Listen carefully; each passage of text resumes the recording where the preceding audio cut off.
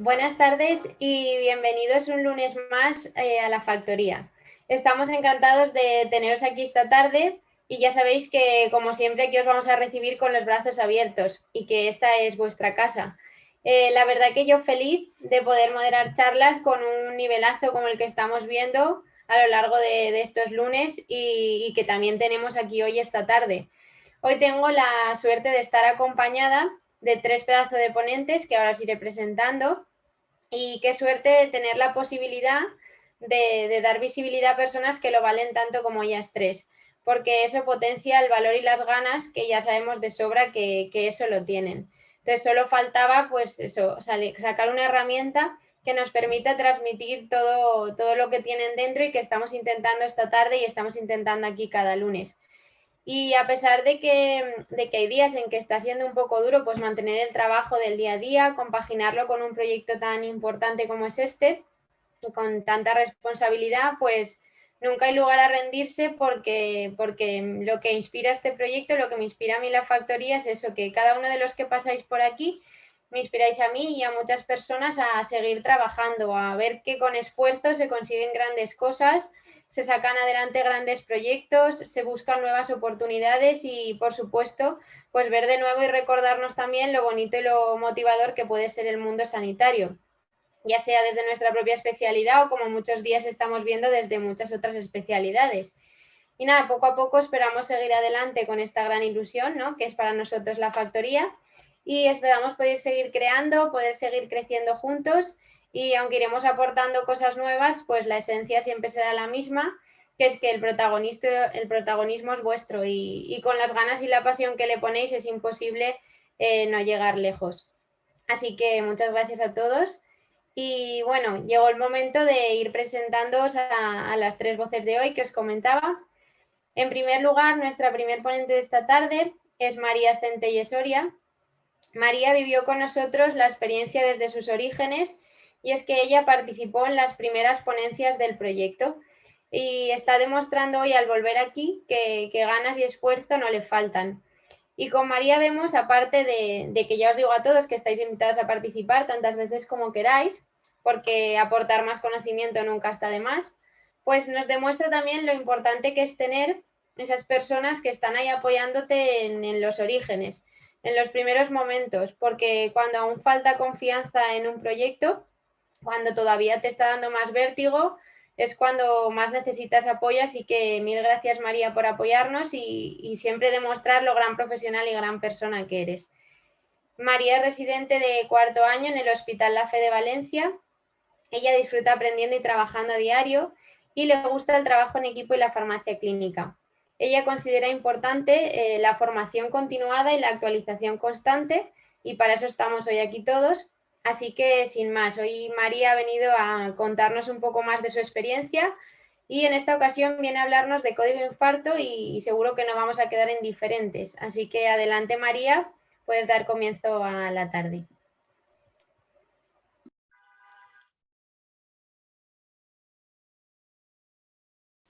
Muchas gracias por la presentación, Alejandra. En la charla de hoy voy a hablar del código infarto, concretamente de la organización y el circuito en la Comunidad Valenciana. Al final hablaré un poco del tratamiento en la fase aguda, en el que se utiliza en urgencias. El infarto agudo de miocardio tiene una fase crítica, que es la fase inicialmente posterior a justo cuando se producen los síntomas y cuando hay más riesgo de que se produzca una parada cardiorrespiratoria, por lo que se recomienda que la llamada o el contacto al médico sea lo antes posible. De hecho, un diagnóstico y la instauración de un tratamiento precoz se traduce en salvar vidas y evitar complicaciones a largo plazo. En este contexto surge el plan de actuación para la reperfusión en el infarto agudo de miocardio con elevación del segmento ST, el conocido como código infarto, y este plan busca reducir el tiempo entre la aparición de los síntomas clínicos y la instauración del diagnóstico y el tratamiento. También está encaminado a usar la mejor opción terapéutica de reperfusión según el lugar y el momento de aparición del infarto. Como hemos dicho, El tiempo es un factor determinante en el tratamiento del infarto de miocardio, por lo que se dice que el tiempo es músculo. Es decir, el tiempo transcurrido entre el inicio de los síntomas hasta la instauración del tratamiento es inversamente proporcional a la cantidad de músculo salvado. La patogenia del infarto de miocardio consiste en la obstrucción de una arteria coronaria producida principalmente por la rotura de una placa de ateroma y posterior formación del trombo de fibrina, que impide el flujo sanguíneo a través de esta arteria coronaria, por lo que el tratamiento inicial en el infarto de miocardio consiste en la reperfusión de este flujo con técnicas que han supuesto una revolución en el tratamiento en los últimos 20 años. Las terapias de reperfusión que conocemos a día de hoy son el intervencionismo coronario percutáneo o la angioplastia, que es la terapia de reperfusión de elección, y cuando no es posible, la fibrinolisis, que se utiliza la fibrinolisis en casos en los que está contraindicada la angioplastia o que no se puede realizar, y es una terapia fármacoinvasiva. Ambas terapias las veremos posteriormente.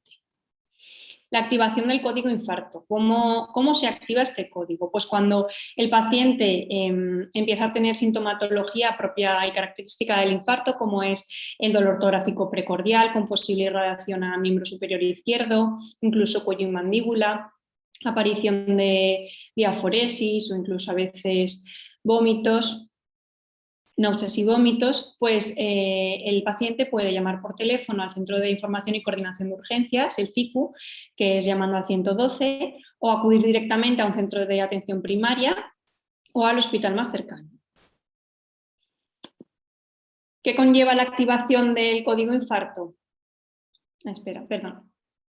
Según donde acuda al paciente, el médico que la atienda en primer lugar realizará una valoración clínica según el dolor que presente el paciente y realizará lo antes posible, si es posible en menos de 10 minutos, un electrocardiograma de 12 derivaciones. Si se evidencia infarto de miocardio es cuando se activará el código infarto.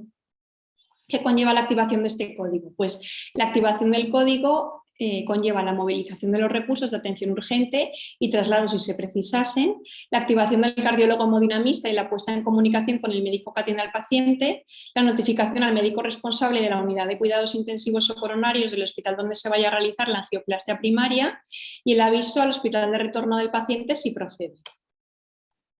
La activación del código infarto requiere la organización de una red asistencial, es decir, la coordinación del trabajo en los distintos niveles asistenciales para garantizar una atención correcta al paciente.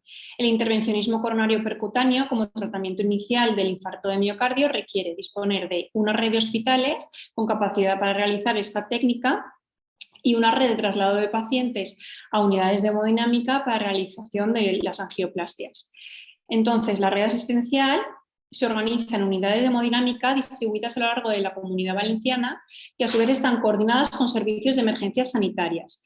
De esta manera, se produce una prestación de atención urgente a los pacientes con infarto agudo de miocardio 24 horas del día, los 365 días del año. Para asegurar la calidad asistencial y la eficiencia, es necesario sectorizar los servicios de hemodinámica. Entonces, los hospitales del departamento se clasifican en tres grupos principales. Hay hospitales con unidad de hemodinámica en el ámbito multidepartamental en horario continuado, es decir, que atienden en esas unidades 24 horas al día, todos los días del año. Otro grupo son hospitales con unidad de hemodinámica departamental o multidepartamental en horario laboral, mínimo de lunes a viernes. Y un tercer grupo son hospitales sin unidad de hemodinámica.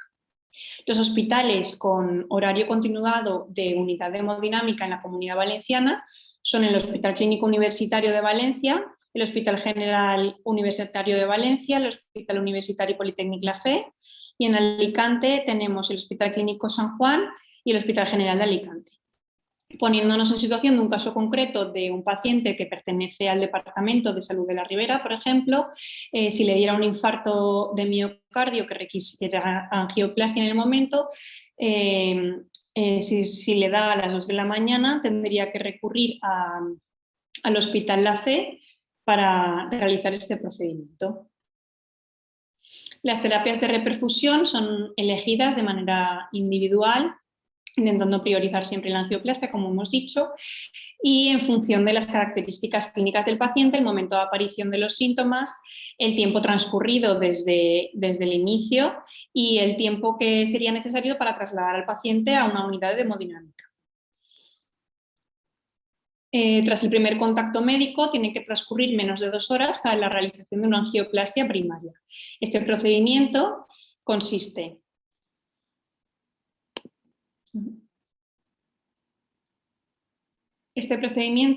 como hemos dicho, es la estrategia de elección y consiste en un cateterismo diagnóstico, inicialmente para objetivar qué arteria coronaria es la que está afectada y seguida de la angioplastia propiamente dicha, que consiste en la colocación de un stent o malla metálica que, una vez expandido, ensancha la arteria y permite aumentar la circulación y restaurar el flujo sanguíneo. La malla del stent está impregnada con fármaco normalmente que evita la reestenosis de la arteria. Para realizar la angioplastia es necesario, como personal mínimo, un médico cardiólogo hemodinamista, 2 enfermeras, un auxiliar de enfermería, y la duración aproximada del cateterismo diagnóstico es de 37,5 minutos desde la entrada a la salida del gabinete y el intervencionismo cardíaco propiamente dicho 90 minutos. Como hemos dicho, tendría que hacerse en menos de 2 horas. Si esto no es posible, se realizará cuanto antes una fibrinólisis, ya sea extra o intrahospitalaria. Y posteriormente de la fibrinólisis se hará la angioplastia. En cualquier caso, la estrategia fármacoinvasiva, es decir, la fibrinólisis, está indicada en pacientes cuyos síntomas isquémicos persisten más de 30 minutos y además asocian elevación del segmento ST, que sea superior a 1 milímetro, en 2 o más derivaciones contiguas, con un intervalo hasta el momento del tratamiento inferior a 12 horas. Y en pacientes que tengan bloqueo de rama izquierda de nueva aparición e historia indicativa de infarto agudo de miocardio. Las contraindicaciones absolutas para la fibrinólisis son que el paciente tenga hemorragia activa, que haya padecido un ictus hemorrágico anteriormente, que haya padecido ictus isquémico en menos de 3 meses, que se haya sometido a una cirugía mayor en las 2 semanas previas o si afecta a intervención neuroquirúrgica los 2 meses previos, que tenga antecedentes de tumor cerebral, aneurisma o malformación arteriovenosa, sospecha de disección de aorta, esté embarazada o tenga traumatismo cranealo-facial hace menos de 3 meses. Como contraindicaciones relativas, quería destacar que si el ictus isquémico se ha producido en un periodo mayor a 3 meses, se podrá valorar individualmente en cada paciente.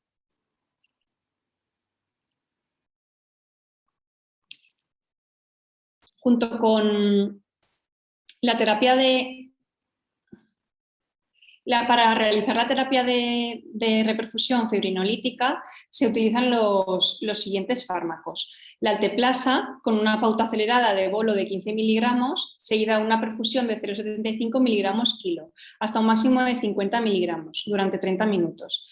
Posteriormente se realiza una perfusión de 0,5 miligramos kilo hasta máximo 35 miligramos durante 60 minutos. La streptopinasa tiene la ventaja de que tiene bajo coste, pero una eficacia inferior a la alteplasa o la tenecteplasa, y se administra 1,5 millones de unidades diluidas en 250 mililitros de suero fisiológico glucosado al 5% en 60 minutos de perfusión. La reteplasa no está comercializada en España y la tenecteplasa tiene la ventaja de que se administra en bolo intravenoso durante 5 segundos sin perfusión posterior. La dosis se calcula en función del peso, no debiendo superar los 50 miligramos. La dosis está reflejada en esta tabla y la tenecteplasa se ha convertido en el fármaco trombolítico de elección, ya que tiene una eficacia similar a la alteplasa, mayor facilidad de administración, menor incidencia de hemorragias cerebrales y menos reacciones de antigenicidad.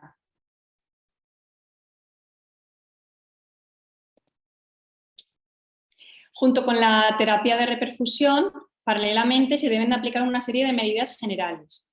Acostar al paciente en una cama, una monitorización electrocardiográfica continua, tener un desfibrilador cerca por si acaso aparecen arritmias cardíacas, canalizar la vía venosa con suero glucosado al 5%, la petición de una analítica completa, incluyendo hemostasia y la solicitud de troponinas seriadas y CPKs. La administración de oxígeno Se recomienda únicamente en caso de desaturación objetivable por pulsioximetría y se administra con gafas nasales a un flujo de 2 o 3 litros por minuto. En caso de aparición de dolor, el fármaco de elección es cloruro mórfico de 2 a 4 miligramos por vía intravenosa. Y si es necesario, si aparecen náuseas, se puede asociar a antiemético. En caso de pacientes con hipotensión, bradicardia sinusal o defectos en la conducción auriculoventricular, se puede administrar meperidina en bolos intravenosos de 20 a 30 miligramos. Y también contactar con la UCI para el posterior ingreso del paciente.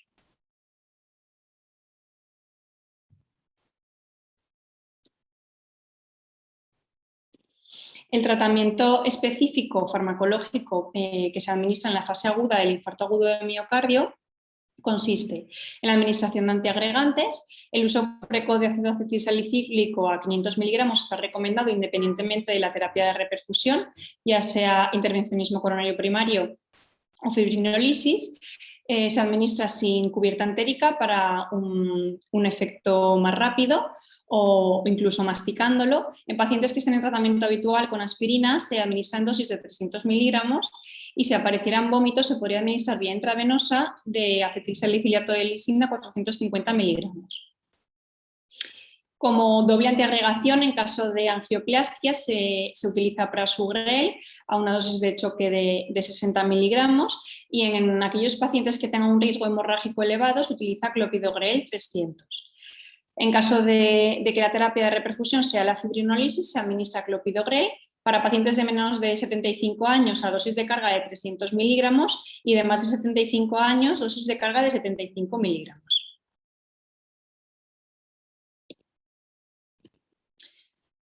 Como anticoagulantes, en caso de angioplastia no se administra en urgencias la heparina porque se administra posteriormente y en caso de que la terapia de elección sea la fibrinólisis, en menores de 75 años se administra noxaparina en un bolo de 30 miligramos seguida de 1 miligramo por kilo de peso vía subcutánea. Y en mayores de 75 años se utiliza fondaparinux 2,5 miligramos por vía subcutánea. Por último, quería hablar de la nitroglicerina, ya que no se recomienda su uso rutinario en todos los pacientes. Está indicada transcurridas 24 a 48 horas desde el inicio de los síntomas y siempre que en los pacientes aparezca, aparte del infarto, insuficiencia cardíaca congestiva o que el infarto anterior sea anterior de gran tamaño, que tenga isquemia persistente o hipertensión. Y está contraindicada en caso de hipotensión, cuando la tensión arterial sistólica sea menor a 90, en infarto de ventrículo derecho o que el paciente haya recibido tratamiento con inhibidores de la fosfodiesterasa en las últimas 24 horas para la hipertensión pulmonar o para la disfunción eréctil. Y se administra en perfusión intravenosa de 10 microgramos por minuto con incrementos de 10 microgramos por minuto y en intervalos de 10 a 15 minutos. Y eso es todo. Muchísimas gracias.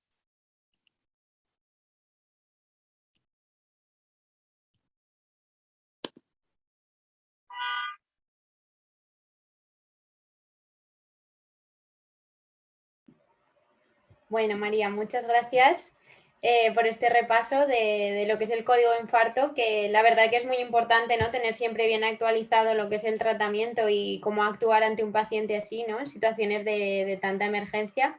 Así que ha sido un placer. Muchas gracias, María. A continuación, vamos a presentar a la segunda ponente de esta tarde. Ella es Marina Corrales Paz y Marina es residente de farmacia hospitalaria en Cádiz, en el Hospital Puerta del Mar. Ella se considera que es una persona trabajadora y es amante de la profesión farmacéutica, lo que probablemente ha tenido la culpa de que tengamos la suerte de que hoy ella esté aquí regalándonos un ratito de su tiempo. Y es que Marina ya desde pequeña tenía interés por la farmacia. Incluso nos cuenta que le gustaba leer los prospectos de los medicamentos, así que como no podía ser de otra manera, pues ella acabó encaminando su futuro profesional hacia la farmacia clínica y siempre con un mismo objetivo, que es el de poder ayudar a los pacientes, ¿no? desde otro punto de vista. Y ella en su presentación acaba diciéndonos pues esa gran frase que ojalá todos tuviéramos la suerte de compartir a la hora de desarrollar nuestra faceta profesional. Y es que ella dice lo de elige un trabajo que te guste y no tendrás que trabajar ni un día de tu vida. y pues eso intentamos aquí, compartir conocimiento, pero siempre también pasar buenos ratos, ¿no? Y que no se considere tanto trabajar. Así que bueno, qué suerte que hayas querido venir hoy a transmitirnos un poco de ese espíritu tan positivo y que tanto nos hace falta. Y Marina va a hablarnos hoy de terapia dirigida en cáncer de pulmón no microcítico, así que cuando quieras, Marina, adelante. Bueno, muchísimas gracias por la presentación, estoy muy contenta y tengo muchas ganas de formar parte de este proyecto que me ha parecido súper estupendo. Voy a proceder a presentar mi presentación. Bueno, pues yo quería hablaros de la terapia dirigida en el cáncer de pulmón no microcítico porque disponemos de un montón de fármacos que se parecen muchísimo unos y otros en nombre y no tienen nada que ver y además creo que son bastante desconocidos. Bueno, un poquito de etiología y de epidemiología. El cáncer de pulmón es la primera causa más frecuente de cáncer a nivel mundial. De hecho, es la primera causa de mortalidad. En España representa el 10% de todas las neoplasias presentes. Es el cuarto más incidente en toda la población, pero el primero en causar mortalidad. Tanto en mujeres como en hombres es el tercer cáncer más frecuente, después del de cáncer de mama y colon recto en mujeres y el de próstata y colon recto en hombres. El cáncer de pulmón se divide en 4 grandes variantes, que son adenocarcinoma, carcinoma epidermoide o escamoso, carcinoma de células grandes o carcinoma de células pequeñas. Esto a su vez se puede denominar el carcinoma de células pequeñas microcítico, que representa un 15% o a un 20% de los casos de cáncer de pulmón, y el resto de variantes sería el cáncer de pulmón no microcítico, que es en el que yo me voy a basar en el tratamiento. Y es el más frecuente, un 80-85%, siendo más destacado el de etiología de adenocarcinoma. Bueno, en esta foto lo que os quiero mostrar es que todos esos nombres tan raros que veis ahí son distintos genes implicados en el crecimiento celular y que una mutación en cualquiera de ellos puede estar implicado en el cáncer de pulmón no microcítico. De hecho, podéis ver en esta tablita, en este gráfico, perdón, cómo de frecuentes son, siendo CARRAS el más frecuente, EGFR el siguiente, ALK el siguiente y luego ya en menor medida todos estos. Es decir, que ahora mismo no tenemos un tratamiento, una terapia dirigida contra todos, pero yo hoy voy a hablar de los más frecuentes y de los que sí tenemos fármacos. Entonces, es muy importante que en el diagnóstico del cáncer de pulmón no microcítico se hagan pruebas moleculares para poder ver si hay una mutación en estos genes que controlan el crecimiento celular y poder ponerles un tratamiento dirigido. Tenemos EGFR, receptor de factor de crecimiento epidérmico, ALK, BRAF y ROS1. Estos fármacos se utilizan en cáncer de pulmón no microcítico en estadios localmente avanzados o metastásicos, no en estadios inferiores. Bueno, esto es una tablita donde vienen resumidos todos los fármacos, que ahora voy a hablar uno a uno de ellos, y es una tablita que podéis encontrar en las guías de práctica clínica de ESMO. Vamos a empezar a hablar de los inhibidores de tirosin quinasa de ALK, en la mutación ALK. El primer fármaco que surgió fue crizotinib, que es de primera generación. Es el primer fármaco que se estudió en esta indicación para cáncer de pulmón no microcítico avanzado positivo para la quinasa del linfoma anaplásico. También se ha visto que tiene indicación en otra de las mutaciones anteriores mencionadas, ROS1, que luego más adelante os lo mostraré. Este fármaco se encuentra financiado y en los ensayos clínicos se comparó frente a quimioterapia, viendo que era muchísimo mejor y que tenía mejores resultados de supervivencia libre de progresión. Después tenemos de segunda generación. De segunda generación aparecieron estos 3 fármacos que supusieron un gran desarrollo. Alectinib se basa en 2 ensayos clínicos de fase 3 aleatorizados y abiertos y controlados, en el que se comparó alectinib frente a crizotinib. En ellos se vio que la supervivencia libre de progresión era mayor con alectinib que con crizotinib. Además, este fármaco mostró una reducción importante del riesgo de progresión o de muerte en los pacientes. Alectinib lo que se ha visto es que tiene actividad antitumoral intracraneal y muchos de los pacientes tratados con crizotinib al año progresaban hacia metástasis en el sistema nervioso central. Entonces, este fármaco resultó bastante útil en esta indicación. Bueno, decir que como este fin de semana ha sido el congreso de ASCO, pues han publicado los resultados finales del ensayo J-ALES. En el ensayo J-ALES lo que se ha visto es que la supervivencia libre de progresión sí es mayor con alectinib que con crizotinib, pero la supervivencia global no ha tenido diferencias estadísticamente significativas.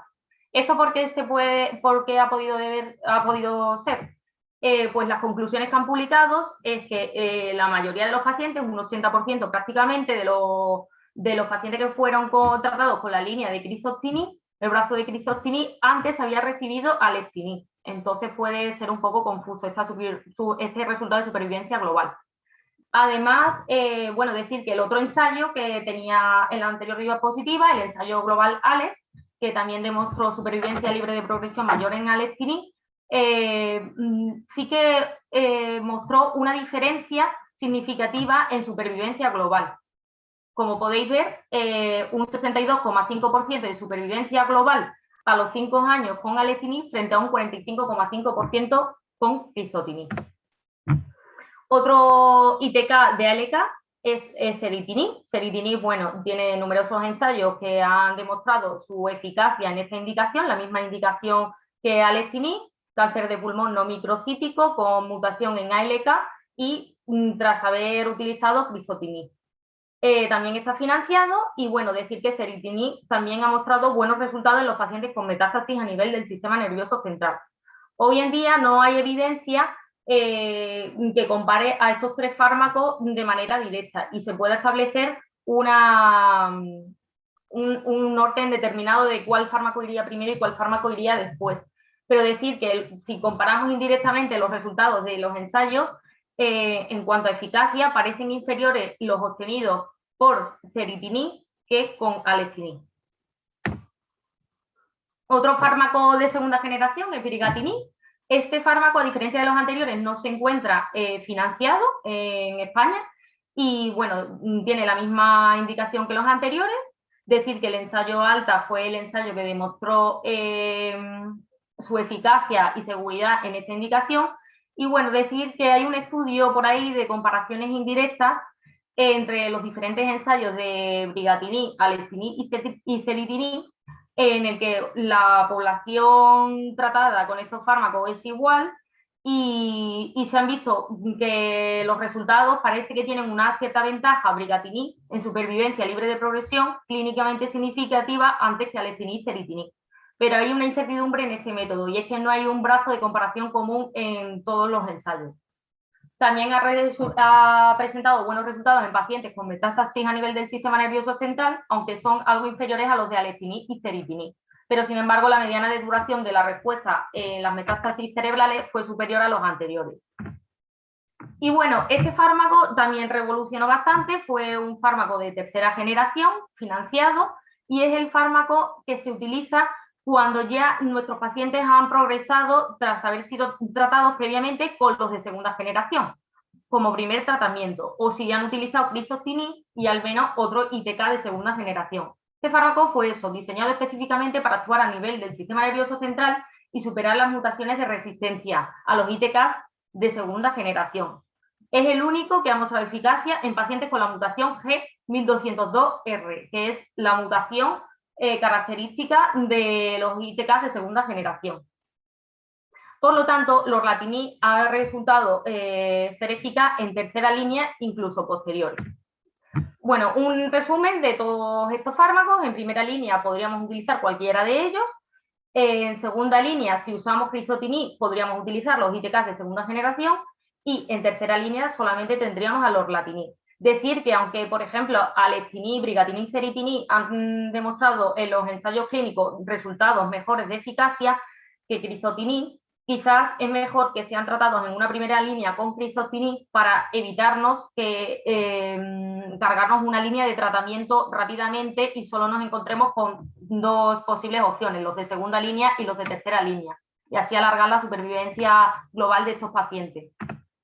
Ahora os voy a hablar de otra mutación, tratamiento dirigido contra BRAF.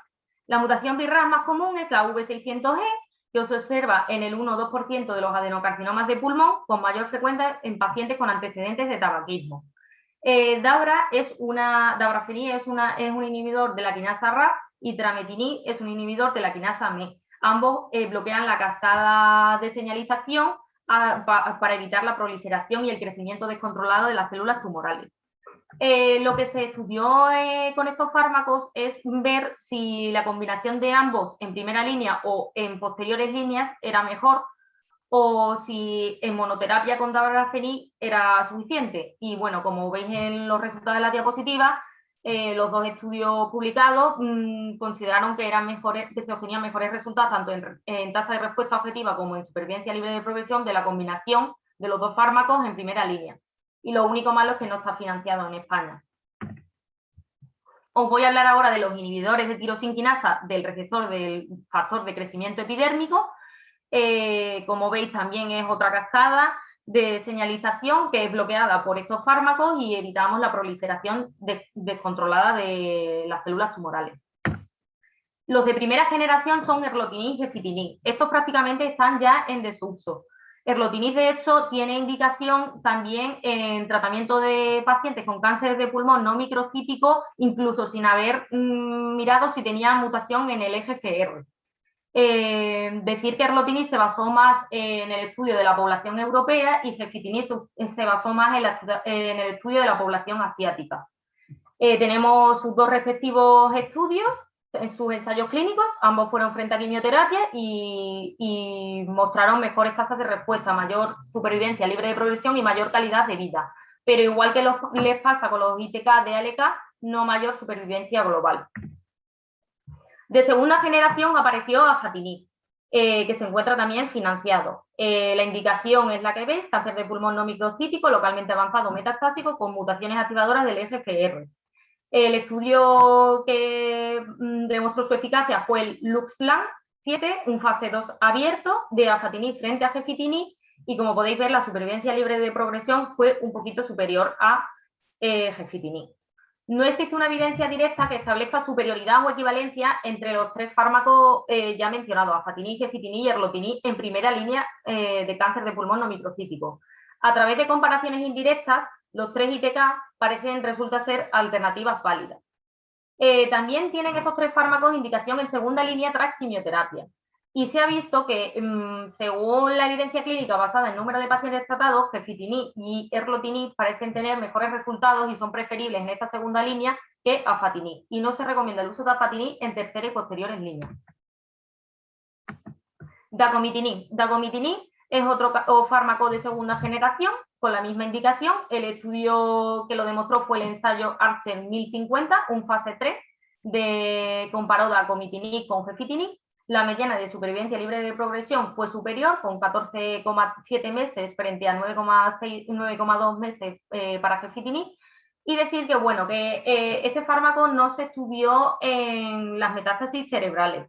De hecho, los pacientes con metástasis cerebrales o carcinomatosis leptomeningia se excluyeron del ensayo clínico. Dacomitinib se considera una alternativa terapéutica a afatinib, erlotinib y gefitinib, pero ha demostrado un mayor beneficio, pero peor en seguridad, porque he de decir que en el ensayo clínico se vio un mayor número de reacciones adversas de grado 3 y modificaciones del tratamiento debido a estas reacciones adversas. Osimertinib fue otra gran revolución, de hecho es el fármaco más usado, es de tercera generación, está dirigido hacia el cáncer de pulmón no microcítico localmente avanzado metastásico con mutación activadora del EGFR, y también en primera línea y también para el tratamiento de pacientes que tienen ya mutación de EGFR T790M, quiere decir una mutación que ha surgido por haber utilizado otros ITKs de EGFR. El estudio FLAURA de fase 3 comparó osimertinib frente a gefitinib, erlotinib y demostró superioridad tanto en supervivencia libre de progresión como reducción del riesgo de progresión o muerte. Decir que los pacientes con cáncer de pulmón no microcítico con mutación en el EGFR pueden tener una mayor probabilidad de tener metástasis cerebrales, igual que ocurría con los ITK de ALK. Entonces, el único fármaco que se ha visto que actúa a este nivel intracraneal y con bastantes buenos resultados es osimertinib. Así que osimertinib se puede considerar como un tratamiento preferente en pacientes con buen estado funcional y con una expectativa de supervivencia de al menos 3 meses. y a aquellos que ya no les resulta viable utilizar otro ITK. Concluimos entonces que en primera línea se pueden utilizar todos los fármacos anteriormente mencionados. En segunda línea, tras quimioterapia, tenemos afatinib y erlotinib, que son preferibles antes que afatinib. Y en segunda línea, si nos han fallado los otros ITK de primera y segunda generación y ha aparecido la mutación anteriormente descrita, utilizaríamos osimertinib. Para finalizar, la mutación ROS1, tratamiento dirigido contra ROS1, ya lo dije antes, era crizotinib, que fue el primer inhibidor de tirosina dirigido contra ROS1. Ahora mismo hay varios ensayos clínicos en estudios de fase 1-2 con resultados limitados pero alentadores, con otros fármacos que parece ser que pueden ser utilizados contra esta mutación. Lorlatinib, que también hablé de él en ALK, entrectinib, aprobado por la EMA pero que no está disponible en España. La guía Acción menciona entrectinib como una opción de ensayo en pacientes ROS1 positivos y repotrectinib, que tiene un ensayo de fase 1-2 de escala de dosis en humanos en curso y se está utilizando también contra varias mutaciones, ALK, ROS1, NPK, RK, que es otra mutación en cáncer de pulmón no microcítico. Y bueno, esto ha sido una novedad que me he encontrado mientras hacía estas diapositivas, y es que la FDA acaba de aprobar ahora mismo el primer fármaco contra la mutación KRAS, específicamente la mutación KRAS G12C, que si os acordáis de la primera diapositiva es la mutación más prevalente en el cáncer de pulmón no microcítico. Entonces, bueno, la EMA ya está investigando este fármaco y esperamos que se pueda incluir próximamente en nuestras guías y es muy esperanzador para los pacientes, ya que hay muchísimos pacientes con esta mutación. Y bueno, espero que os haya servido mucho esta sesión y que podáis aprender un poquito más. Muchas gracias. Muchas gracias, Marina. Bueno, cuando esté el Sotor así vas a tener que volver a hacernos el repaso, que nos va a hacer falta. Pero bueno, ha estado genial porque la verdad es que es un tratamiento súper complejo. Muchas veces conocemos muchos fármacos, pero situar en nuestra cabeza cuál es la indicación o según qué mutaciones o clasificarlos, pues es complejo. O sea que yo creo que todos le vamos a sacar mucho partido a esta charla y la vamos a ver muchas veces. Así que gracias, Marina. Y bueno, por último, nuestra tercera ponente de esta tarde es Marina Llinares Esquerdo. Ella es farmacéutica especialista formada en el Hospital General Universitario de Elche, donde ella actualmente sigue ejerciendo de farmacéutica. Desde que acabó hace un año la residencia, pues Marina ha decidido explorar y profundizar en el campo de los ensayos clínicos y, como ella bien nos dice, a nadie nos cabe la menor duda, y mucho menos después de lo que nos ha tocado vivir, ¿no?, en esta época, de que es muy importante fomentar la investigación clínica y la innovación, porque si no sería imposible enfrentar situaciones como, por ejemplo, pues justo la que estamos viviendo. Nos veríamos incapaces de ver una salida, así que es algo fundamental. Y además todos sabemos que el desarrollo de una investigación de calidad va a repercutir en una mejora en la atención a nuestros pacientes. Pues bueno, por todo esto, Marina considera que su integración en el equipo investigador y además manteniendo el contacto con los pacientes, pues es una de las experiencias profesionales más gratificantes que ella ha experimentado. Y por todo esto que nos cuentas, y sumado además a los que hemos tenido la suerte de conocerte, que sabemos, Marina, que tienes un gran carisma y que eres una luchadora, pues todo esto junto nos enseña que vale la pena esforzarse y que va a ser un lujo escucharte esta tarde. Ella nos hablará sobre nuevos horizontes en el área donde ella actualmente desarrolla su actividad en ensayos. Así que, Marina, cuando quieras es tu turno. Gracias, Alejandra, por tu presentación. Y bueno, quería dar la enhorabuena a todo el equipo de la factoría, en primer lugar, porque hacéis un trabajo increíble cada semana. Y nada, felicidades por el proyecto. Yo, como ya ha comentado Alejandra, voy a hablar de nuevos horizontes en el área del farmacéutico de ensayos clínicos. ¿Por qué? Pues porque a nadie le cabe duda de actualmente, evidentemente, de la importancia de invertir en investigación clínica con el objetivo de ampliar el conocimiento e innovar. Sabemos que el desarrollo de una investigación de calidad repercute en una mejor atención a nuestros pacientes, ya que se pone a su disposición la posibilidad de acceder a las últimas novedades terapéuticas. Sin embargo, aunque investigar presenta muchas ventajas, también tiene una serie de dificultades, ya que para asegurar la validez de los resultados que se obtienen en la investigación y para garantizar en todo momento la seguridad de los pacientes que están incluidos en los ensayos clínicos, todas las visitas del paciente al centro, cuando este paciente está dentro de un estudio, están fuertemente reguladas y protocolizadas, de forma que se requiere una amplia variedad de procesos adicionales a lo que sería una visita médica dentro de la práctica clínica habitual. Debido a esta regulación y a estos procesos, al final lo que obtenemos es que una visita de seguimiento de un paciente que está estable, que podría resultar muy sencilla, cuando este paciente está dentro de un estudio puede resultar bastante más compleja. Y es por ello que aquellos servicios que carecen de una estructura de soporte para la investigación pueden ver muy difícil o casi imposible el hecho de desarrollar una actividad investigadora. Así es como nace la figura del coordinador. El coordinador va a actuar de enlace entre las distintas figuras que participan en el estudio y además colaboran todas las actividades de inicio, desarrollo y cierre del estudio.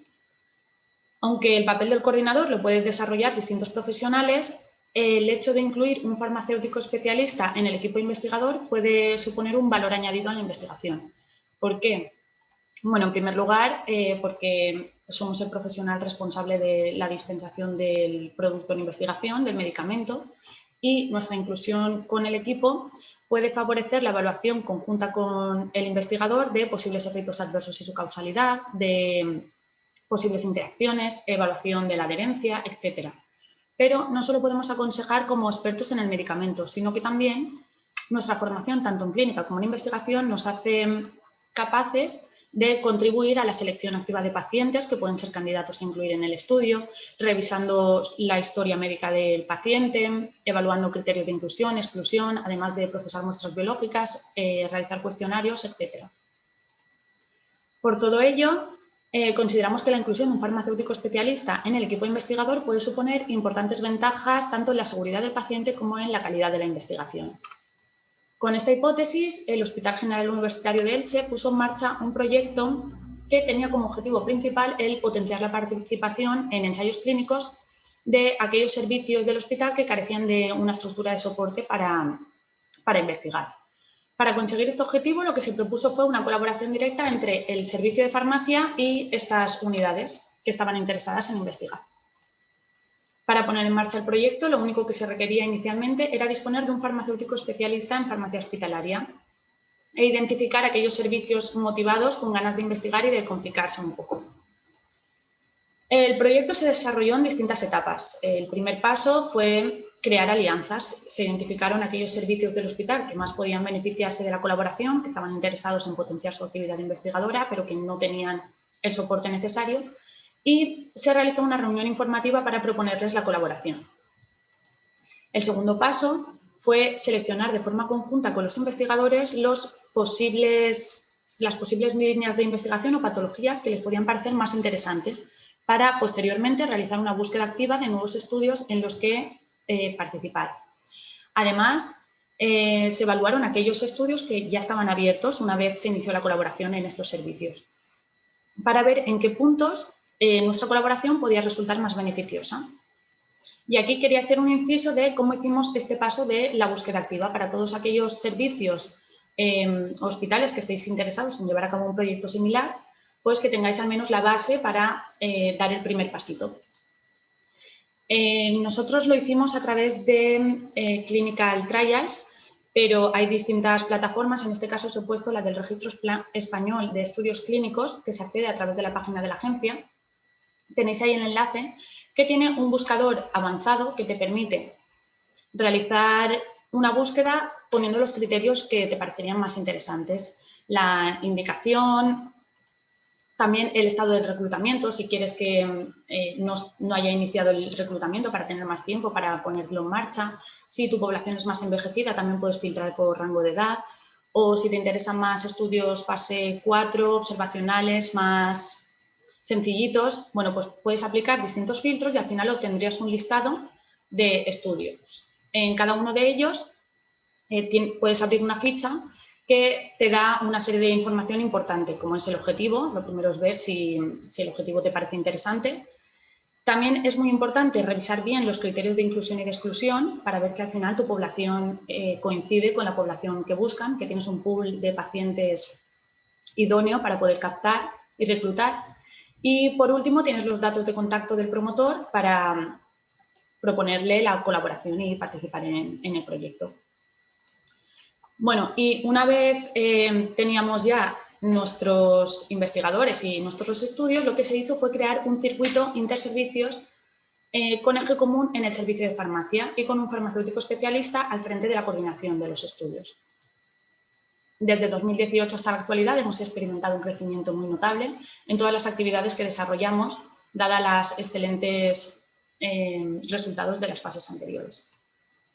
¿Y cuáles son estas actividades que realiza el farmacéutico especialista dentro del equipo investigador? Pues son múltiples y muy diversas. Yo las he clasificado en 3 grupos principales para hacernos una idea. El primer grupo sería todas las actividades encaminadas a la puesta en marcha de nuevos estudios, tanto la búsqueda, como ya he comentado anteriormente, como la asistencia al seleccionador, al centro, los trámites de selección y demás. En segundo lugar, muchas veces participamos como intermediarios entre el equipo del centro y monitor, promotores, etc. Y por último, tenemos el grueso de nuestra actividad, que serían todas las actividades que van encaminadas a la consecución exitosa de las visitas del paciente al centro, participando desde antes de la visita, revisando el historial médico de los pacientes, como en la visita, realizando cuestionarios a pacientes, por supuesto dispensando la medicación, haciendo un seguimiento de la adherencia, de interacciones, de posibles efectos adversos, pero además también contribuimos al procesamiento de muestras biológicas y logística de su envío, y como hemos participado y estamos en contacto tanto con el paciente como con el investigador, pues actuamos como soporte en la cumplimentación del cuaderno de datos electrónico. De nuevo, quería hacer un paréntesis para todos aquellos hospitales que les pueda interesar poner en marcha un proyecto así, destacando qué formación se requeriría para que el farmacéutico pueda participar y realizar todas estas funciones, participar en la investigación. Bueno, en sí, la especialidad ya es una formación muy buena, ya te da una base para tanto de estudios como para revisar el historial farmacoterapéutico de los pacientes, hacer un seguimiento de posibles interacciones, de eventos adversos y demás. Además, estamos capacitados para dispensar la medicación de estudio, etc. Pero además, sí que se requeriría una formación un poco más específica, que sería, pues, evidentemente que se debería conocer la legislación vigente que aplica a los ensayos clínicos.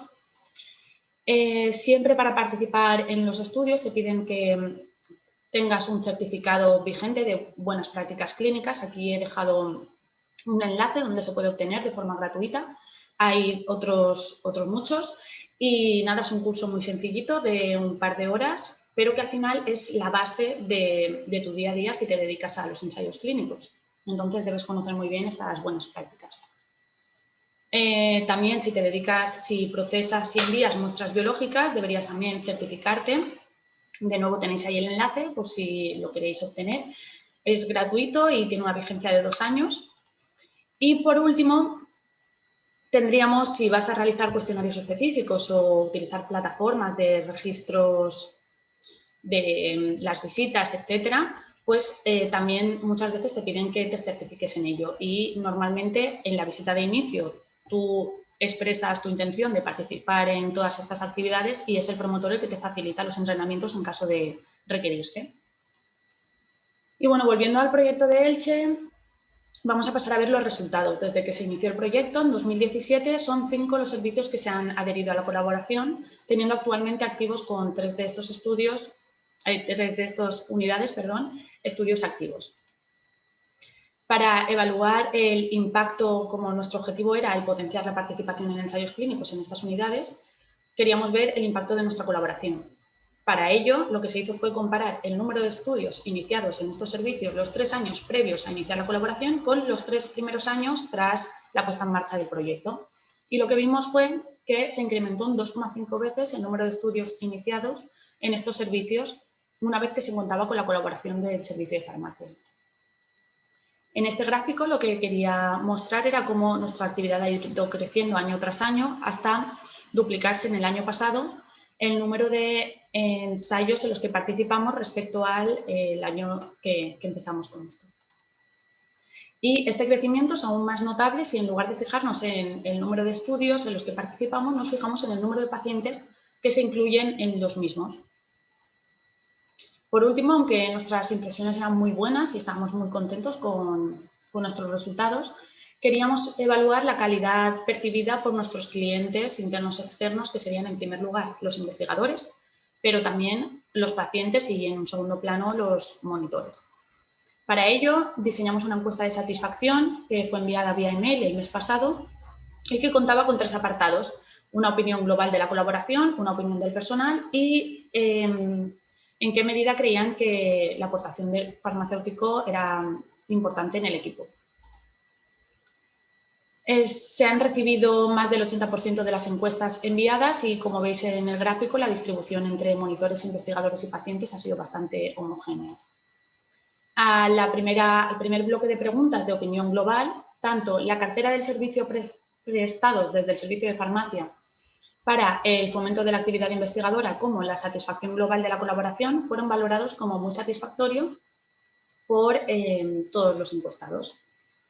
En cuanto al personal, el trato y grado de atención del personal de farmacia también ha sido valorado como muy satisfactorio en el 100% de los casos. Mientras que la disponibilidad del personal de farmacia para consultar dudas y la capacidad para resolverlas han sido valorados como muy satisfactorios en caso de investigadores y pacientes, y los monitores nos han calificado como muy satisfactorios, bastante satisfactorio. Por último, en el apartado de ¿en qué grado crees que la incorporación del farmacéutico especialista al equipo investigador ha favorecido el desarrollo de la actividad investigadora?, obtuvimos una muy buena puntuación en una escala de 0 al 10.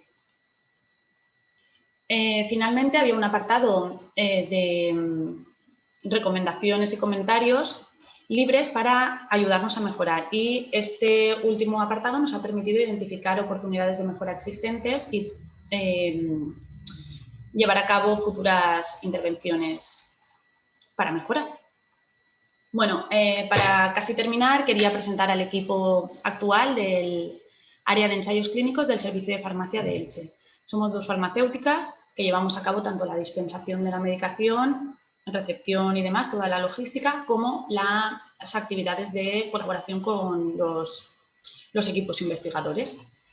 Este proyecto destaca por su gran aplicabilidad, ya que se puede llevar a cabo en cualquier hospital que cuente con un apoyo, eso sí, por parte de la institución para ponerlo en marcha inicialmente, ya que se requiere un apoyo de recursos humanos y materiales, sobre todo al inicio.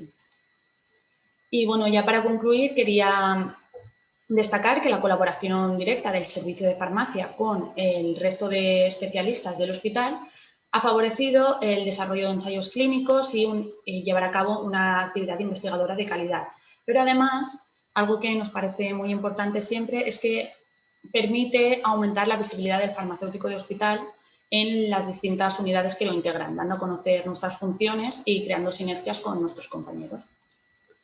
Y nada, muchas gracias, espero que os haya parecido interesante, y los hospitales que podáis estar interesados en llevar a cabo algo similar, pues tenéis ahí nuestros datos de contacto para que no dudéis en contactarnos, y os ayudaremos en todo lo que podamos. Gracias.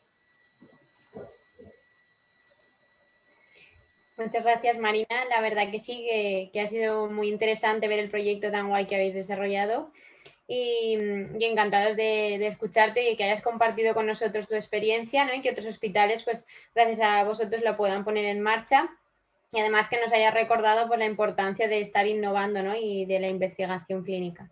Así que muchas gracias. Y bueno, después de escuchar ya estas grandes charlas de esta tarde, pues ha llegado el momento de hacer unas preguntas a nuestras ponentes. Recordaros a los asistentes que si queréis realizar alguna pregunta, en el apartado de preguntas y respuestas, en la parte inferior, podéis hacer la pregunta a la ponente que queráis. Y bueno, vamos a ir haciendo las preguntas en el orden en que habéis ido exponiendo a lo largo de la tarde. Así que, en primer lugar, tengo una pregunta para María. Y sería, como nos has explicado, ¿no? En el código infarto, en este caso, ¿cómo se valoraría lo que es el riesgo isquémico hemorrágico cuando tienes que elegir el tratamiento antiagregante. ¿Cómo lo valoras ese riesgo? ¿Qué escalas se usan o qué indicadores? Vale, gracias por la pregunta. Pues a la hora de elegir la doble antiagregación en el intervencionismo coronario percutáneo, se utiliza siempre de elección el Prasugrel, pero en pacientes con elevado riesgo hemorrágico, el clopidogrel. Esto se calcula con la utilización de escalas de riesgo, en este caso la CRUSADE, que tiene en cuenta 8 variables, como es el sexo. Por ejemplo, el sexo femenino tiene un riesgo de hemorragia o la frecuencia cardíaca elevada, poco aclaramiento de creatinina o enfermedad arterial previa. Entonces, en aquellos pacientes que tengan riesgo elevado es cuando se utilizaría el clopidogrel. Vale, vale, genial. Gracias por resolvernos la duda, María. Gracias a ti. Vale, y en segundo lugar, vamos a hacer una pregunta a Marina Corrales sobre su charla. Pues como nos has estado contando, no nos has hecho este repaso sobre el tratamiento, pues nosotros como farmacéuticos en las consultas de pacientes externos, que es donde los pacientes recogen todos estos tratamientos, pues qué funciones podemos desempeñar, ¿no?, para ayudar a los pacientes a cumplir con tratamientos tan complejos, con este tipo de fármacos. Pues me parece muy interesante esta pregunta, Alejandra, porque la verdad es que nosotros como expertos del medicamento, yo creo que debemos de prestar atención especial a los pacientes en estos tratamientos, debido a que puede haber cualquier interacción de ellos con otras medicaciones. Son pacientes la mayoría de las veces polimedicados, de personas de 60 a 65 años era el pico de incidencia, pero incluso mucho más mayores pueden venir y decir que estos fármacos muchos son metabolizados por enzimas hepáticas muy comunes, del citocromo CYP3A4 o 2D6. Muchos fármacos tienen estas enzimas hepáticas, entonces, o sea, son metabolizadas por la misma ruta metabólica y pueden producirse numerosas interacciones. Son fármacos que tienen un perfil de seguridad bastante manejable y bastante bien tolerado, pero son reacciones adversas incómodas, muchas veces reacciones adversas neurológicas, dérmicas, de diarrea, náuseas, que podemos ayudarles a tratar desde la consulta, mostrando eso, especial interés y explicándoles a ellos en qué consiste su medicación, cómo deben tomarla, que muchas veces los médicos no le han explicado a lo mejor muy específicamente cómo tomar el tratamiento, y esto es importante a la hora de que ellos sepan cómo tomar lo que toman y qué efectos secundarios se pueden encontrar y hasta dónde podemos manejarlo o no, ya que hay también muchos rangos de reducciones de dosis en caso de que no lo toleren bien. Claro, sí, yo creo que lo que comentas, ¿no?, que a veces hay cosas que se las comentan al médico y otras cosas a lo mejor se le ocurren después, o nosotros al sacarle otros temas más indicados del fármaco, pues también se le ocurre comentarnos cosas que también haciendo equipo, ¿no?, pues se pueden solucionar. Claro. Y es verdad. Muy bien, muchas gracias, Marina. A vosotros. Y por último, te quería preguntar, Marina Linares, me ha parecido muy interesante el tema, la verdad, y el repaso sobre tu proyecto, y nos has hablado de lo que es la colaboración entre el servicio de farmacia y otros servicios del hospital, ¿no?, para poder potenciar la actividad investigadora. Entonces, te quería preguntar, ¿participáis también con proyectos más a nivel local, estudios más de fundaciones, o solo colaboráis en ensayos con promotores grandes comerciales? Gracias, Alejandra, por tu pregunta. No, sí que colaboramos en todo tipo de proyectos que puedan estar interesados los investigadores de nuestro hospital. De hecho, muchas veces, más que como colaboradores, nos contactan también a modo de consultores cuando quieren poner en marcha algunos compañeros algún proyecto, pues nos contactan para ver cuáles serían los procedimientos necesarios para ayudarles y que puedan empezar, ya que nosotros al final pues nos conocen, saben que tenemos más experiencia y que podemos ayudarles. Así como comentabas, y bueno, has dejado el contacto ahí, te has arriesgado, que yo creo que van a ver tu charla y te van a estar bombardeando Sí, preguntas. porque la verdad es que está muy guay. Y así alguien tiene más experiencia, ¿no? Pues te da más ganas de implementarlo y además de pedirle, oye, a ver, ¿cómo empiezo esto, no? Y a la hora de investigar y está muy guay. Exacto. Gracias, Nosotros María. encantados de ayudar Muy bien, a lo que podamos. así crecemos todos. Muy bien. Pues nada, chicas, genial. Muchas gracias por vuestras ponencias, por resolver estas pequeñas dudas y por traer un contenido tan interesante esta tarde. La verdad que ha sido un placer estar con vosotras. Y con estas preguntas, pues ya damos por finalizado el webinar de hoy. Muchísimas gracias a las tres y a todos los asistentes por participar. Un placer, como decía, moderaros a las tres y gracias por querer formar parte de esta familia y de este equipo que estamos construyendo con este proyecto, que se ha creado con mucha ilusión. Y como siempre, pues eso, gracias a todos por dedicarnos un ratito y de vuestro tiempo. Y creo que al final conseguiremos de hacer nuestra profesión pues algo más grande, ¿no? Y le estamos creando un futuro genial entre todos. Como ya sabéis, a lo sumo en 1 o 2 días tendréis todas las charlas de la tarde subidas en el apartado de ponencias de la página web de lafactoría.com y os invitamos a que nos visitéis, a que sigáis viendo y compartiendo contenido de este y de muchos otros webinars. Y también deciros que si estáis interesados personalmente o creéis que algún compañero, ya sea de nuestra especialidad o de otras, estaría interesado en participar, nos podéis escribir desde el apartado de ponentes de la página web, que ya sabéis que sois el motor del proyecto y que seguirá creciendo gracias a vosotros. Y bueno, nos vemos el lunes que viene aquí en la factoría para seguir compartiendo experiencias y conocimiento entre todos y como siempre sois bienvenidos a acompañarnos. Y bueno, buenas tardes a todos y muchas gracias.